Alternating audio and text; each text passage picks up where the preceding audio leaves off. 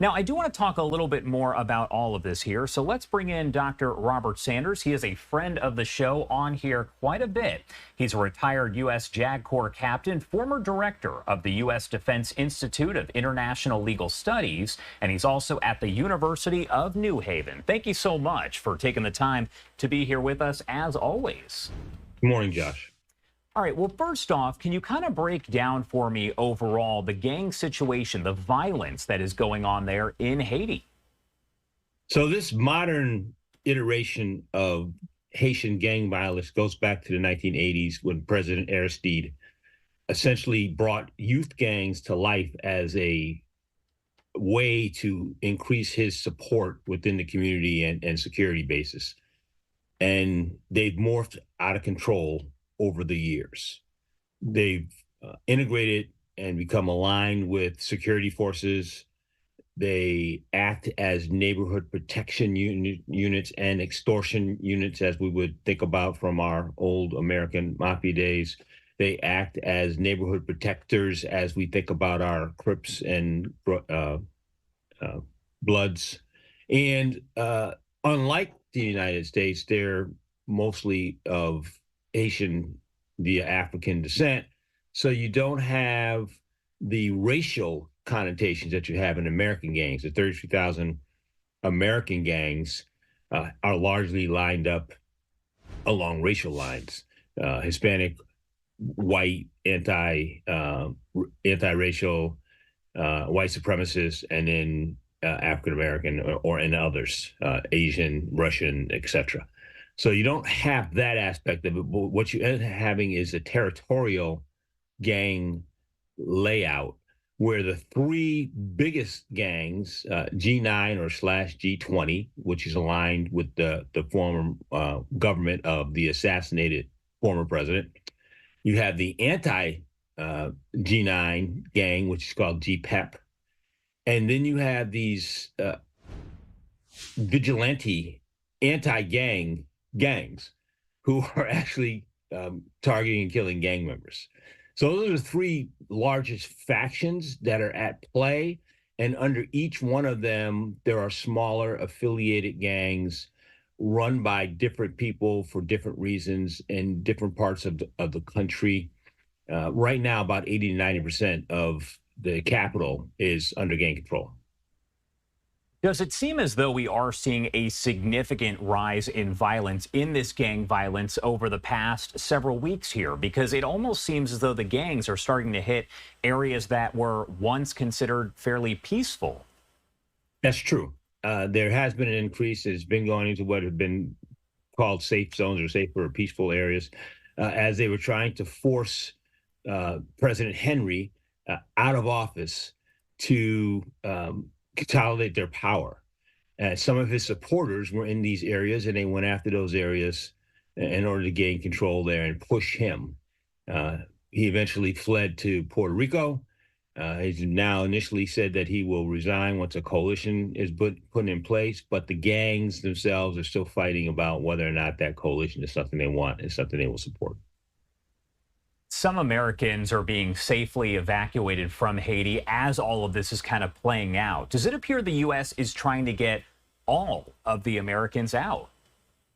I believe the State Department is actually doing that, trying to get all the Americans out without actually moving in Coast Guard or Navy assets and Marine Corps assets to actually do non-combatant evacuation, which would put U.S. forces, boots on the ground, in the fight to move Americans, and may actually endanger more Americans because now there's another armed force who has an allegiance to somebody, and people who are lined up with that, i.e. American citizens who are trapped in Haiti, may become an increased danger.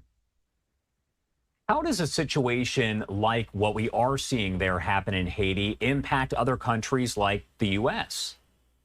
Well, one of the first things is go back to your little film vignette a minute ago, where the Florida National Guard is off the coast looking at boats, migrants, people escaping the violence, trying to get to Florida, the Florida Keys, which are a close and accessible avenue of escape.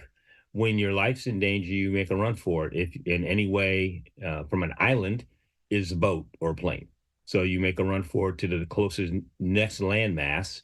If you can't get across the border on the same island to the Dominican Republic, you set sail for the United States. That's one way. Another way is that these gangs are interrupting whatever commerce would happen in Haiti. The other part of that commerce interruption is Haiti, like other war zones like Gaza, becomes a place where refugees are now starving. And you have a population that can't feed itself and it can't access food because food can't come in. Fuel, trying to bring in fuel to run automobiles and generators gets stalled at the port because of fighting or because the gangs just want to have a toll paid for your use and access to those things. So all of that happens, and that's now international commerce and trade as well. What is one misconception you think that people have about the situation that is happening and playing out in Haiti? Well, I think that most people don't understand the fundamental problems that Haiti inherited when they fought for and gained their independence from France.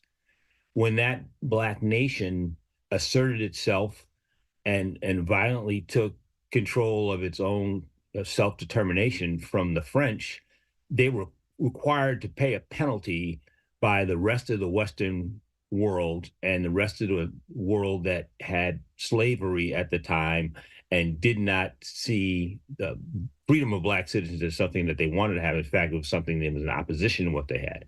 And as a toll to keep them free, Haiti was charged to actually pay France, the country it defeated to get its freedom, a certain amount of money. That amount of money over the centuries has essentially set up a financial position that leaves Haiti almost bankrupt. And as a result of that, its own internal leadership failures, corruption, national disasters from earthquakes to hurricanes, Haiti has not had the financial liquidity to take care of itself and its own people. And when you get a youth bulge where the individuals can't get employment, they can't move out of the house, they can't have spouses and families, that youth bulge becomes a danger. My last question here before I let you go. Does it appear that there is any end in sight to that gang violence and the situation going on in Haiti?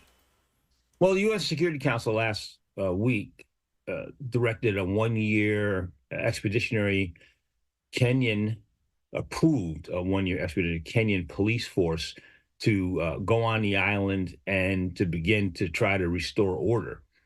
However, that's been delayed because they were waiting for this coalition to be formed and the current president to resign and the new coalition to take force and have actually governmental leadership on the island who the UN forces could actually engage with. Because right now there isn't anybody to do that with. The president is in exile in Puerto Rico, and the other governmental institutions aren't functioning. All right. Robert Sanders, as always, thank you so much for taking the time to join us and break down the latest developments and details. We appreciate it. Anything else you want to add about any of this before I let you go? Well, Haiti is going to continue to be a destabilizer in the Caribbean unless there is a concerted effort by others, i.e., the Western powers, who want to get in and engage. Now, just like we look at Ukraine as a distracted and distressed area that threatens peace in Europe, Haiti doesn't threaten peace in the Caribbean, but Haiti destabilized the Caribbean. And a stable Haiti makes the other side of the island, the Dominican Republic, less of a concern, and migration into Florida, less of a concern, and certain trade routes and activities, less of a concern. Plus, just the basic humanity of starvation of Haitian people, just like there's starvation going on in Gaza now, because war zones create these type of environments. Thank you again for taking the time to be here with us and help break down all the developments there. We appreciate it. You're welcome, guys. You take care.